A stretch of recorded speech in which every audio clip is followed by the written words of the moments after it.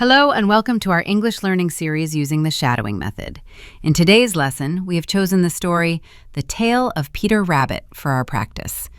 During this lesson, you will listen carefully and practice shadowing, and you will also learn the meanings of the key vocabulary used in the story.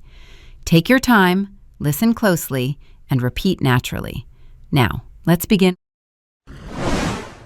Listen carefully, repeat after me.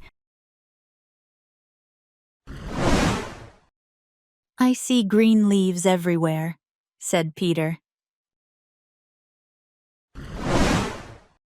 Again, listen carefully. I see green leaves everywhere, said Peter. Now, your turn.